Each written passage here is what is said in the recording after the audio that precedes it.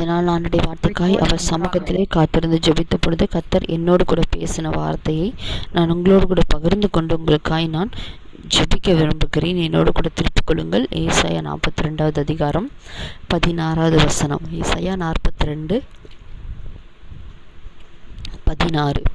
குருடரை அவர்கள் அறியாத வழியிலே நடத்தி அவர்களுக்கு தெரியாத பாதைகளில் அவர்களை அழைத்து கொண்டு வந்து அவர்களுக்கு முன்பாக இருளை வெளிச்சமும் கோணலை செவ்வையுமாக்குவேன். இந்த காரியங்களை நான் அவர்களுக்கு செய்து அவர்களை கைவிடாதிருப்பேன். இந்த வார்த்தையின் மூலமாய் ஆவியானவர் தாமே உங்கள் மத்தியிலே இடைப்படுவாராக. இந்த வசனத்தில் சொல்லப்பட்டிருக்கிறது என்னன்னா, நம்ம ஆண்டவர் நடத்துகிறவர். எப்படி நடத்துகிறவர்? குருடரை அவர்கள் அறியாத வழியிலே நடத்துகிறவர். அவங்களுக்கு தெரியாத வழியில குருடர்களால் பார்க்க முடியாது இல்லையா? அவங்கள அறியாத வழியிலே நடத்தி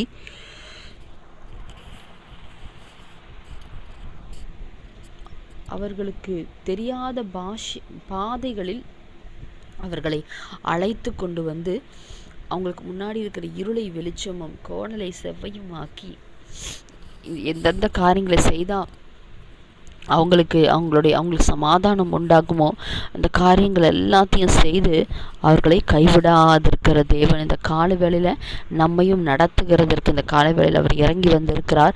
சில வேளையில் நம்ம வாழ்க்கையில் நம்ம போகிற பாதை ஏன்னு தெரியாது. நம்ம சந்தித்து கொண்டிருக்கிற சூழ்நிலைகள், நம்ம சந்தித்து கொண்டிருக்கிற காரியங்கள், அதை குறித்ததான ஒரு தெளிவு நமக்கு இருக்காது. இதெல்லாம் ஏன் ஆண்டவரே, இதுக்கு நீங்கள் இப்படியே பண்ணியிருக்கக்கூடாதா, இதுக்கு நீங்கள் அப்படியே பண்ணியிருக்கக்கூடாதா, இது நீங்கள் இந்த மாதிரி செய்திருக்கக்கூடாதா, இப்படி நம்ம நிறைய யோசிப்போம், நிறைய சொல்லுவோம். ஆனால் வசனம் சொல்லுகிறது, நம்ம ஆண்டவர் எப்படிப்பட்டவரா? குருடரை அவர்கள் அறியாத வழியிலே நடத்துகிறவர். குருடரை கண்ணை கட்டி கூட்டிகிட்டு போனால் எப்படி இருக்கும்? அவங்க தெரியாத பாதையில் தான் போவாங்க. அவங்களுக்கு தெரியாது எங்கே போகிறோன்னு சொல்லி. கண்ணை கட்டாமல் கூட்டிகிட்டு போனால் கூட குருடராக இருக்கவங்களுக்கு தெரியாது அவங்க எதில் நடந்து போகிறாங்க, எங்கே போகிறாங்கன்னு தெரியாது. ஆனால் அவங்க கூட்டிகிட்டு போகிறவங்க தான் கரெக்டாக கூட்டிகிட்டு போகிறாங்க, அவங்க தான் கூட்டிகிட்டு போவாங்க. அப்போ குருடரை அவர்கள் அறியாத வழியிலே நடத்தி கண்கள் இருளடைந்த சூழ்நிலையில், குருடான ஒரு சூழ்நிலையில் இருக்கிறவர்களை அவங்களுக்கு எங்கே போகும்னு தெரியாது, எப்படி போகும்னு தெரியாது. அவங்கள அறியாத வழியிலே நடத்தி அவங்கள தெரியாத பாதைகளில்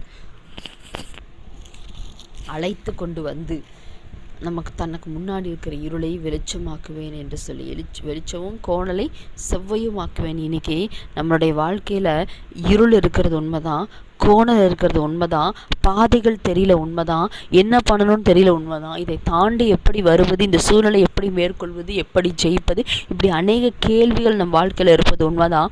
ஆனால் ஒன்றே ஒன்று மட்டும் தெரியும், குருடரையே அவர் அறியாத வழியில் நடத்தினா, கண்ணு தெரியாத குருடரையே அவர்கள் தெரியாத பாதையில் கொண்டு வந்து அவங்கள அழைத்து கூட கரெக்டான பாதையில் கொண்டு வந்து நிறுத்த முடியும்னா, இன்னைக்கு அவர் ரத்தத்தால் கழுவப்பட்டு அவரை பார்த்து அவரை துதித்து அவர் ஆராதித்து கொண்டிருக்கிற தேவ ஜனமே, உங்களுக்கும் கர்த்தர் அந்த காலை வேளையில் செய்ய அவர் வல்லமையுடையவராக இருக்கிறார். அவர் ஆண்டவர் உங்களுக்கு வாக்கு கொடுக்கிறார். நீங்கள் அறியாத பாதையிலே அவர் உங்களை நடத்துவாராம். நீங்கள் தெரியாத பாதையிலே அவர் உங்களை அழைத்து கொண்டு வருவாராம். கொண்டு வந்து இருளை வெளிச்சமாக்கி, ஏன்னா நம்ம வாழ்க்கையில இருக்கிற இருள் ஆண்டவர் எப்ப இருளை வெளிச்சமாக்குவார். அதுக்கு ஏன் கர்த்தர் இந்த பாதையில போறாரு? அந்த பாதையில போனா வெளிச்சமாக்க முடியாதே செவ்வையாக்க, அது நம்மளுடைய பார்வைக்கு, நம்மளுடைய சிந்தனைக்கு, நம்மளுடைய அளவுக்கு அப்படி அல்ல.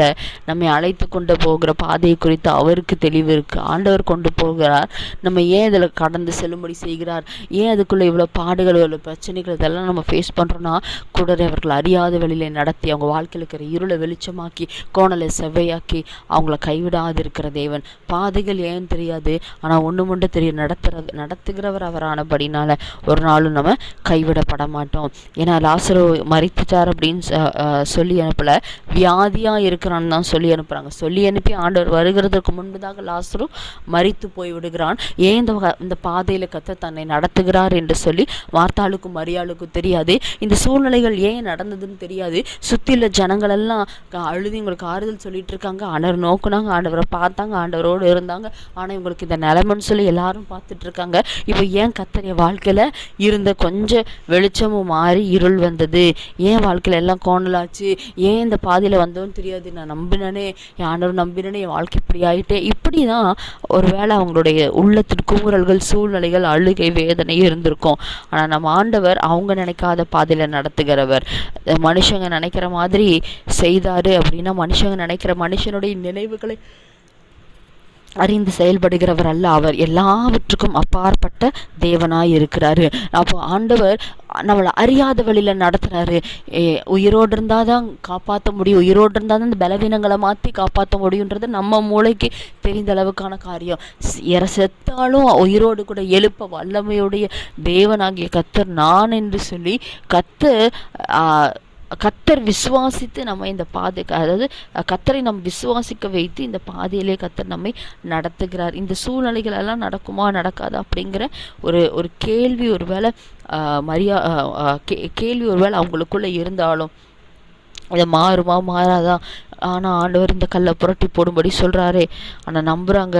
இல்லை, கண்டிப்பாக இவர் வந்துட்டாருன்னா இருள் வெளிச்சமாகும், கோணல் செவ்வையாகும், இந்த சூழ்நிலை அவர் மாற்றுவார்னு சொல்லி நம்பி முன்னேறுகிறாங்க. கர்த்தர் அவர்களை அந்த காரியங்களை அவங்களுக்கு செய்து கைவிடாதிருந்தார். அவங்க கண்ணீரை துடைத்தார். அவருக்கு தெரியும் இந்த ஒரே ஒரு சகோதரன் தான் இருக்கிறேன், இவன் மறித்து விட்டால் இவங்க குடும்ப நிலைமை என்னன்னு தெரியும். அதனால் அவர்கள் அழும்போது அழட்டுன்னு விடுகிறவர் அல்ல, அவரும் சேர்ந்து கண்ணீர் விட்டு அவங்க நினைக்காத பாதையில் ஏன் இதில் கொண்டு வந்தாருன்னு தெரியாது, எதுக்கு இந்த பாதையில் நடத்தினாருன்னு தெரியாது, ஏன் சாகணும், ஏன் இந்த சூழ்நிலைகள் வரணும், ஏன் ஆறுதல் அடையாமல் இருக்கணும், அதை பார்த்து அத்தனை பேரும் ஆண்டவரை ஏற்றுக்கொண்டாங்களா. இன்னொரு இடத்துல கூட சொல்லப்பட்டிருக்கோம், அந்த லாசரு மரித்து உயிரோடு கூட எழுப்பினபடினால, கர்த்தர் அதை எழுப்பினபடினால இது குறித்து அநேக பட்டணங்களுக்கு தெரிய அநேகர் இவரை பார்க்கறக்குனே வந்தாங்களாம், இந்த லாசருவை பார்க்கறதுக்கு வந்தாங்களாம். எத்தனையோ பேர் இதை பார்த்து மனம் திரும்பி ரட்சிக்கப்பட்டாங்களாம். அப்போ இப்படிப்பட்ட ஒரு சாட்சியாய் நிறுத்துவதற்காகவே அவர்களை அறியாத பாதையிலே கர்த்தர் நடத்தி வருகிறார்.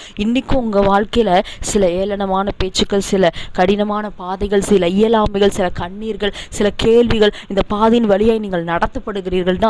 ஏன் இதில் நடத்தப்படுறீங்கன்ற கேள்வி உங்களுக்கு இருக்கும். நம்ம ஆண்டவர் உங்களுக்கு வாக்கு கொடுக்கறது என்ன, நம்ம ஆண்டவர் நீங்கள் நினைக்காத பாதையில் உங்களை நடத்தி கொண்டு போகிறவர், நீங்கள் தெரியாத பாதையில் உங்களை அழைத்து கொண்டு போகிறவர். ஏன் இந்த பாதையில் கர்த்தர் நடத்துறாருன்னு தெரியாது, ஆனால் ஒன்று மட்டும் தெரியும், நம்பிக்கை, நீதிமட நம்பிக்கை மகிழ்ச்சி ஆகும். ஏன் ஆண்டவர் அந்த பட்டணத்தை, அந்த கர்த்தர் உருவாக்கின இந்த உலகத்தை கர்த்தர் மனம் திரும்ப வைக்கிறதுக்கு ஏதோ ஒரு காரியம் பண்ணலாமே, ஏன் ஆண்டவர் இந்த உலகத்தை அழிக்கிற அளவுக்கு ஒரு தீர்மானத்தை எடுத்து அதில் என்ன மட்டும் ஏன் காப்பாற்றணும், இப்படியெல்லாம் நிறைய கேள்விகள் நோவாவுக்குள்ள ஒருவேளை இருந்திருக்கலாம். கர்த்தர் ஒரு பேழையை உண்டாக்கி அந்த பேழையில் வச்சு ஒரே நாள் கர்த்தர் எல்லாத்தையும் அழித்து அடுத்த நாளே வெளியே விட்டுருவார் அப்படிங்கிற எண்ணமும் நோவாவுக்கு இருந்திருக்கலாம். என்ன வேணாலும் இருந்திருக்கலாம். ஆனால் எப்படி நடத்த போகிறாரு எதுவுமே தெரியாது. ஆனால் ஒரு நம்பிக்கை, இந்த பேழைக்குள்ளே அனுப்புகிறவர் அவராக இருக்கிறபடினால கர்த்தர் நடத்துவார், கர்த்தர் என்ன நடத்துவார் அப்படிங்கிற ஒரு நம்பிக்கை. அவங்கள அறியாத வழியிலே நடத்துகிறவர். உள்ளுக்குள்ளே போனதான் என்ன நடக்குதுன்னு தெரியாது. வெளியே அநேக புயல்கள், அநேக மலைகள், அநேக சூழ்நிலைகள் வழியாக அழைத்து கொண்டு எந்த வழியாக போகுது, என்ன பண்ணுதுன்னு தெரியாது. ஆனால் ஒன்று மட்டும் தெரியும், இந்த உலகத்தில் இருக்கிற இருளை மட்டும் அல்ல, இந்த ஊரில் இருக்கிற இருளை மட்டும் அல்ல, நம்ம வாழ்க்கையில் இருக்கிற இருளை அவர் மாற்றி கோணலை செவ்வையாக்கி குறித்த நேரத்தில் பேழையிலேருந்து அவரால் கொண்டு வர வைக்க முடியும். ஏன் அந்த பாதையில் நடத்துகிற தெரியாது. ஆனால் ஒன்று மட்டும் தெரியும், இதில் வெளியே கொண்டு அவங்களுக்கு செய்ய வேண்டியதை செய்து அவங்களை கைவிடாதிருப்பார். ஏன்னா நோவாவுக்கும் வாழணும், நோவாவுக்கும் கர்த்தருடைய சித்தத்தை செய்யணும், இப்படி தான் எண்ணம் இருந்திருக்கும். ஆனால் சூழ்நிலைகள் ஏன் கர்த்தர் இந்த பாதையில் நடத்துகிறாரு, இவ்வளோ நாள் ஏன் பேழைக்குள்ளே இருக்கணும், ஏன் இந்த மாதிரி ஒரு சூழ்நிலையோடு கூட பயணிக்கணும் அப்படின்னு சொல்லி ஒரு விரக்தி, தண்ணியே இறங்காமல் பல நாட்களாய், மாதங்களாய், வருடங்களாய் இப்படி உள்ளுக்குள்ளே இருக்கும் பொழுது ஒரு சோறு வந்துவிடும். ஆனாலும் நம்ம ஆண்டவர் எப்படிப்பட்டவர், அவர்களை அறியாத வழியில் நடத்துகிறவர். ஏன்னு கேட்காம பின்தொடர்கிறவர்களை கர்த்தருக்கு பிடிக்கும். ஏன்னு கேட்காம அழைத்து கொண்டு வரும்பொழுது அவர் சமூகத்தில் அவரை பின்பற்றி வருகிறவர்களை கர்த்தருக்கு பிடிக்கும். அவங்க அப்படிதான் வந்தாங்க. அவங்க வாழ்க்கையில் இருக்கிற இருள் மாறினது, இந்த பட்டணத்திற்குள்ள இருள் விலகினது, கோணலை செவ்வையாக்கினார். அவங்களுக்கு செய்வேன்னு சொன்ன காரியத்தை செய்து அவர்களுக்கு வாழ்க்கையில் கைவிடாதிருந்தார். இன்னைக்கும் கர்த்தர் உங்கள் வாழ்க்கையிலே உங்களை நடத்துகிற சில பாதைகள் புரியாமல் இருக்கலாம். ஏன் ஆண்டவர் இந்த பலவீனத்தை சந்திக்காமே நீங்கள் எனக்கு சுகம் கொடுத்து கொண்டு போயிருக்கலாமே, எனக்கு அற்புதம் செஞ்சுருக்கலாமே, இது இல்லைன்னா இதில் ஒரு பெரிய பாதிப்பு இல்லாமல் என்னை தாண்டி வர செஞ்சுருக்கலாமே. அப்போ இந்த சிங்க கெபிக்குள்ளே ஏன் ஆண்டவரை நான் போகணும்? ஆண்டவர் இது போகாமே நீங்கள் உங்கள் மகத்துவமுள்ள நாமத்தை நிரூபித்திருக்கலாமே. நம்ம ஆண்டவர் கெபிக்குள்ளே போகாமல் தடுக்கிற ஆண்டவர் மட்டுமல்ல, போனாலும் சிங்கத்தோட வாயை கட்டுகிறவர் நம்ம ஆண்டவர். நம்மளுடைய எண்ணங்கள் குறுகினதா, நம்மளுடைய சூழ்நிலைகள் அப்படி இருக்கும். நெகேமியா உள்ள கட்ட போனோன்னு எந்த பிரச்சனையும் இல்லாமல் கர்த்தர் தான் அனுப்புகிற, இவ்வளோ தடைகள், இவ்வளோ சுட்டெரிக்கப்பட்டாச்சு, எல்லா போராட்டம் வந்துருச்சு, எல்லாம் அழிஞ்சு போச்சு, இனி ஒன்றுமே இல்லை, சண்டை போடுறதுக்கு இனி எதுவுமே இல்லை, இந்த அலங்கத்தை எப்படியாவது கட்டணும்னு சொல்லி ஆண்டர்கிட்ட ஜோமணி அழுது ராஜா கிட்ட எல்லாம் வாங்கிட்டு போனால் நன்மையை விசாரிக்க வந்துட்டான்னு சொல்லி அங்கே எரிச்சல் அடைகிறாங்க, அழிக்கணும்னு நினைக்கிறாங்க, திட்டத்தை முடக்கணும்னு நினைக்கிறாங்க. அப்போது நெகேமியாவுக்கு புரியல, ஏன் கர்த்தர் நடத்தி கொண்டு வந்தார், எதுக்கு இந்த பாதையில் நம்ம நடத்தப்படுகிறோம், என்ன சூழ்நிலை எதுவுமே புரியல. ஆனால் ஒன்றே ஒன்று மட்டும் தெரியும், நடத்துறது அவரானபடினாலே, நடத்துகிறது அவரானபடினாலே, தொடங்கினது அவரானபடினாலே, இந்த செயலை அவனுக்குள்ளே தொடக்கத்தை கொடுத்தது அவரானபடினாலே, ஆண்டவர் இதை நிறைவேற்றி முடிப்பார் என்ற நம்பிக்கையோடு கூட செயலை தொடங்கினபடினால் கர்த்தர் அவங்க அந்த காரியத்தை செய்து முடிக்கிறதுக்கான பலனை அவங்களுக்கு கொடுக்கறத நெகேமியாக்கும் ஜனங்களுக்கும் அருளுகிறத நம்ம பார்க்குறோம். இன்றைக்கி நம்ம நடத்தி கொண்டு போகிற பாதையை, நம்ம சந்திக்கிற பிரச்சனைகள், சந்திக்கிற மனிதர்கள், நம்ம வேதனைப்படுகிறதான சூழ்நிலைகள், இதெல்லாம் ஏன் தெரியாத அழைத்து கொண்டு வருகிறவர் அவர் நம்ம நினைக்காத பாதையிலே கொண்டு வருகிறவர். இஸ்ரவேல் ஜனங்கள் கானானை சுதந்திரிக்கிறதுக்கு அவங்க சீக்கிரமான ரொம்ப எவ்வளோ ஈஸியாக போக முடியுமோ, எவ்வளோ நாளில் போக முடியுமோ, ரொம்ப ஈஸியான பாதைகள் எல்லாம் இருந்துச்சு. ஏன் ஆண்டவர் அவங்கள கொண்டு போல, ஏன் ஆண்டவர் அவங்கள வேறு பாதையில் கொண்டு போனார்? அந்த வழியாக போனவங்க யுத்தங்களை பார்ப்பாங்க, அவங்க சோர்வாவாங்க. இதன் வழியாக போனால் ஈஸியாக கானானை சுதந்திரித்து கொள்வாங்க, ஆனால் பரம கானானை விட்டுருவாங்க. பரம கானானை சுதந்திரிக்கணும்னா இந்த கானானை அவங்க சுதந்திரிக்கிறதுக்கு முன்னாடி இந்த பரம கானானை சுதந்திரிக்கிறதுக்கான சுபாவங்கள் அவங்க வாழ்க்கையில் வரணும். அவங்க கட்டி எழுப்பப்படணும், அவங்க விசுவாச வாழ்க்கை கட்டி எழுப்பப்படணும், அவங்க என்னை நம்பணும். அதனால் அவங்க நினைக்காத பாதையில், அவங்க யோசித்திராத பாதை வழியாக அவங்களை அழைத்து கொண்டு சென்று ஆண்டவர் என்ன செய்கிறாரு, அவங்க யுத்தத்தை கண்டா சோர்ந்துருவாங்கன்னு சொல்லி இந்த மாதிரி ஒரு சூழ்நிலைக்குள்ளே கடந்து போக வைத்து அவங்களுக்கு அந்த வனாந்திரத்துல எல்லாம் அவங்க ஆண்டவரை நம்பி நடக்க வைத்து உறுதியாய் கர்த்தரை பிடிக்க வைத்து கர்த்தர் இதை தாண்டி ஆண்டவர் கொண்டு போய் நிறைய பேரை கானானை சுதந்திரிக்க வைக்கிறாரு. நிறைய பேர் தகுதியானதுக்கு அப்புறம் சுதந்திரத்தை பெற்றுக்கொள்றாங்க, ஆயத்தமானதுக்கு அப்புறம் பெற்றுக்கொள்றாங்க. முறுமுறுத்தவங்க, இச்சித்தவங்க, வழி புரியாதவங்க, வழி எதுக்கு இந்த வழியை ஏன் நடத்துறீங்க, நடத்திட்டு வந்தது நீங்கள்ல, மோசேன்னு சொன்னவங்க, இவங்க எல்லாம் வனாந்தரத்துல செத்து மடிகிறாங்க. ஆனா நடத்திட்டு வந்தது அவர்தான் எங்களை நடத்துறாரு. எங்களுக்கு தெரியாத வழியில நடத்தினாலும் அவர்தான் எங்கள் தேவன், புரியாத வழியில் நடத்தினார் அவர்தான் எங்கள் தேவன். தண்ணி கிடைக்கலையா, செங்கடலே திறந்தவருக்கு தண்ணி தர தெரியாதா, இந்த இடத்துல கசப்பா இருக்கா, தண்ணி தந்தவருக்கு இந்த கசப்பு தண்ணியை மாற்ற தெரியாதா, மண்ணா இல்லையா, அது அவர் தருவார், சாப்பாடு இல்லையா, அது அவர் தருவார். இப்படி விசுவாசிக்கல நிறைய சூழ்நிலைகளை முறுமுறுத்தாங்க. நம்மளை கர்த்தர் அழைத்து கொண்டு போகிற வழியை எங்க போயிட்டு இருக்கோன்னு சொல்லி அவங்க அந்த சூழ்நிலையில எங்கே போயிட்டுருக்கோம், என்ன பண்ணிகிட்ருக்கோம் இப்படின்னு சொல்லி அவங்க கேட்டு முறுமுறுத்து துக்கத்தை உண்டு பண்ணி கொண்டே இருந்தாங்க. ஆனால் அந்த நிறைய அப்படி கேட்ட ஜனங்கள் வனாந்தரத்தில் 3000க்கும் மேற்பட்டவங்க விழுந்து போனாங்க. ஆனால் கர்த்தரை நம்பி நின்னவங்க, கர்த்தரை நம்பி அந்த கானானை சுதந்திரிக்க அவர் விரும்புகிற வழியாய் போனவங்க, ஏன் கேட்காம போனவங்க, வனாந்தரத்தில் கர்த்தரை நம்பி போனவங்க வாழ்க்கையெல்லாம் பரம கானானை சுதந்திரிக்கும்படிக்கு கட்டப்பட்டது. அவங்கள தெரியாத வழியில், அறியாத வழியில், தெரியாத பாதையில் கொண்டு வந்து ஒரு நோக்கம் கொண்டு ஆண்டவர் இருளை வெளிச்சமாக்கி கோணலை செவ்வாக்கி அந்த காரியங்களை செய்தவர்களை கைவிடாதிருந்தார். அந்த இஸ்ரவேல் ஜனங்கள் எல்லாரும் அவங்களுக்குன்னு வைத்திருக்கிற பட்டணத்தை சுதந்திரித்து கொண்டாங்க. இன்னைக்கும் நம்ம வாழ்க்கையில நிறைய நன்மைகளை கர்த்தர் செய்வேன் வாக்கு கொடுக்கிறாரு. அந்த காரியங்களை செய்வதற்கு நாம சில ரூட்டை போட்டிருக்கோம், சில வழிகளை யோசித்திருக்கோம். அது அல்ல வழி, அவர் நினைத்திருக்கிறதான் வழி, அவர் அழைத்து கொண்டு போகிறதாம் பாதை. அந்த பாதையில கல் இருக்கலாம், முள் இருக்கலாம், அநேக ஏற்ற இறக்கங்கள், அநேக வார்த்தைகள், கண்ணீர்கள், பாதைகள், புலம்பல்கள் அநேகம் இருக்கலாம். ஆனா ஏன் இந்த பாதையில் நடத்துறீங்க ஆண்டவரேன்னு கேட்க முடியாது. இந்த பாதையில நீங்க என் கூட வாங்கப்பா. எனக்கு தெரியாத பாதையில அழைத்து கொண்டு போறது உண்மைதான், நான் அறியாத பாதையில நடந்து வர்றது உண்மைதான், நான் குருடனை போல இருக்கிறது உண்மைதான். ஏன்னா ஆபிரகாம் தான் போகிற இடம் இன்னதென்பதை அறியாது அவன் புறப்பட்டு போனான் என்று சொல்லப்படுகிறது. எனக்கு தெரியாது, ஆனா ஒரே நம்பிக்கை, நான் ஒரு சத்தத்தை கேட்கிறேன், அந்த ஆண்டவராகிய ஆண்டவராகிய யெகோவா தேவனின் சத்தம், அந்த சத்தம் எனக்கு கொண்டு போய் சேர்க்கும். அந்த வார்த்தையின் வல்லமை எனக்குன்னு சொல்லப்பட்டிருக்கிற வாக்கு தத்தத்தை எனக்கு நிறைவேற்றும் என்று சொல்லி நம்பி ஆபிரகாம் தேவனை பின்பற்றி போகிறான். ஆண்டவரை நம்பி அந்த வார்த்தையை பிடித்து கொண்டு போகிறான். கர்த்தர் அந்த வாக்கு தத்தத்தை என் வாழ்க்கையில நிறைவேற்றுகிறாரு. இன்னைக்கு நடக்கிற பாதைகள் புரியலையே, ஏதோ ஒரு காரியம் இருக்குதே, கர்த்தரோட வழிபடி தான் போறோமான்னு சொல்லி எங்கேயாவது நாம தீர்மானம் எடுத்துக்கும் பொழுது அநேக நேரங்களில் விழுந்து போய் விடுவோம். இல்லை, கர்த்தர் நடத்துறாரு, அவருக்கு விட்டு கொடுத்து, அவர் சித்தத்துக்கு விட்டு கொடுத்து, இந்த பாதைகளில் சகிக்க பலன் தாங்கப்பா, இந்த பாதையில நிற்க பலன் தாங்கப்பா, இந்த பாதையே என்னன்னு புரியாட்டியும் நீங்க எங்க கூட இருக்கிறீங்கன்ற தைரியத்தோடு கூட முன்னேற பலன் தாங்கப்பா. நீங்க அறியாத வழியில தெரியாத பாதையில கொண்டு போய் ஆண்டவரே எங்களுக்கு செய்வேன்னு சொன்ன காரியத்தை செய்து கைவிடாது இருக்கிற தேவன் அல்லவா, உங்களை நம்பி முன்னேற பலன் தாங்க, நம்பி பற்றி கொள்ள பலன் தாங்க அப்படின்னு சொல்லி நீங்கள் ஆண்டவர்கிட்ட கேட்டிங்கன்னா அந்த காலை வேளையில் கர்த்தர் உங்களுக்கு கொடுத்து உங்களை ஆசீர்வதிக்க வல்லமையுடைய தகப்பனாக இருக்கிறாரு. எத்தனை பேர் நம்புறீங்க? ஆண்டவர் என்னை நடத்தி கொண்டு போகிற பாதை நல்லதுக்கு தான், நான் குருடனை போல இருக்கிறது நல்லதுக்கு தான், தெரியாமல் நான் நடந்துட்டு இருக்கிறது நல்லதுக்கு தான், ஆனால் ஒரு நம்பிக்கை இருக்குது, என்னை அழைத்து கொண்டு போகிறவர் ஒரு நாளும் என்னை கைவிட மாட்டார், எனக்கு அற்புதம் செய்வார் என்று சொல்லி அந்த நம்பிக்கை ஆபிரகாமுக்குள்ளதுனால தான் கர்த்தர் சுதந்தரிக்கும்படி செய்தார். அந்த நம்பிக்கை யோசேப்புக்குள்ளே இருந்தனால தான் அவன் சகோதரர்களுக்கு அந்த குழி தீமையாக இருந்தது, ஆனால் அவனுக்கும் அது நன்மையாக இருந்தது.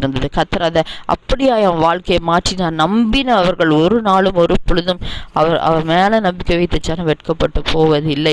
அவர்கள் அறியாத பாதையிலே, தெரியாத பாதையிலே, அறியாத வழிகளிலே அவர்களை நடத்தி, அவர்களை கொண்டு போய் நிறுத்தி, இருளை வெளிச்சமாக்கி, கோணலை செவ்வையாக்கி அவர்களுக்கு செய்வேன் என்று சொன்ன காரியத்தை செய்து கைவிடாதிருக்கிறவர் இந்த காலவேளையில் நம்ம மத்தியிலும் கடந்து வந்திருக்கிறார். என்னென்ன காரியத்தில் இருள் இருக்கோ, எந்தெந்த காரியங்களை கர்த்தர் ஏன் இப்படி நடத்துறான்ற கேள்விகள் இருக்கோ, இந்த காரியங்கள் எல்லாத்தையும் அவர் சமூகத்தில் வைத்து கர்த்தாவே அப்பா நீர் எங்களுக்கு கற்றுத்தாங்க ஏசப்பா. ஆண்டவரே நீர் எங்களுக்கு செய்வேன் என்று சொன்ன காரியத்தை செய்து எங்களை கைவிடாது இருப்பேன்னு சொல்லியிருக்கிறீங்க. ஆண்டவரே நீங்கள் சொல்கிற பாதையில் எதையும் யோசிக்காம நம்மை பின்தொடர ஆபிரகாமுக்கு இருந்த விசுவாசத்தை எங்களுக்கும் தாங்கன்னு சொல்லி கேட்போமா? கண்களை மூடி ஆண்டவர் நோக்கி பார்க்கலாம். எங்களை அதிகமாக நேசிக்கிறீங்களா அன்பின் தகப்பனே, நீர் கொடுத்த நல்ல காலை வேலைக்காய் நன்றி, இந்த வேளையில் நீங்கள் கொடுத்த வார்த்தைகளுக்காய் நன்றி. சில பாதைகள், சில சூழ்நிலைகள் தெரியாதது போல், அறியாதது போல் இருந்தாலும் நாங்கள் நம்புகிறோம்ப்பா. எங்களை நடத்திட்டு வந்தது நீங்கப்பா, எங்களை நடத்திட்டு வந்த ஆண்டவரே கர்த்தர் நீர் எங்களோடு கூட இருக்கிறபடினாலே, நீர் முன்பதாக கடந்து செல்லுகிறபடினாலே ஒரு நாள் நாங்கள் மூழ்கி போக மாட்டோம், ஒரு நாள் நாங்கள் அழிந்து போக மாட்டோம். இதில் நாங்கள் எங்களை தூக்கி எடுப்பீங்கப்பா, எங்களை நிறுத்துவீங்கப்பா, எங்களை சாட்சியாய் நிறுத்துவீங்கப்பா. எங்களுக்கு செய்வேன்னு சொன்ன காரியத்தை செய்து இருளை வெளிச்சமாக்கி, கோணலை செவ்வையாக்கி எங்களை கைவிடாது இருப்பீங்க. நாங்கள் நம்புகிறோம்ப்பா. உமக்காக நிற்க எங்களுக்கு பலன் தாங்கப்பான்னு கேளுங்க. யாரெல்லாம் அப்படி கேட்குறீங்களோ ஏசாமி இந்த காலவேளையில் ஒவ்வொருவருக்கும் பலன் கொடுக்குறார். வேலையில், வீட்டுக்குள்ள ஊழியத்தை நிற்கிறதுக்கு கர்த்தருக்காய் சாட்சியாய் நிற்பதற்கு கர்த்தர் ஒரு பெரிய பலத்தை ஒவ்வொருவருக்கும் அருளுகிறார். அப்பா நீங்கள் இப்படி கொடுத்து ஒவ்வொருவரையும் நீங்கள் அப்பா ஒவ்வொருவரையும் நீங்கள் ஆசீர்வதிக்கிறதுக்காக, சாட்சியாய் நிறுத்துகிறதுக்காக உமக்கு நாங்கள் நன்றி செலுத்துகிறோம் சுவாமி. உங்கள் கரத்தில் தாழ்த்தி ஒப்பு கொடுக்குறவங்க நாம மாத்திரம் மகிமைப்படட்டும். அந்த வார்த்தை அப்படியே அவங்க வாழ்க்கையில் நிறைவேற்றுங்க ஏசப்பா. இயேசு கிறிஸ்துவின் நாமத்தில் ஜெபிக்கிறோம் நல்ல பிதாவே, ஆமேன். என் ஆத்மாவே கர்த்தரை ஸ்தோத்திரி, என் முழு உள்ளமையுடைய பரிசுத்த நாமத்தை ஸ்தோத்திரி. என் ஆத்மாவே கர்த்தரை ஸ்தோத்திரி, கர்த்தர் செய்த சகல உபகாரங்களை இன்றைக்கு மறவாதே. ஆமேன். God bless you.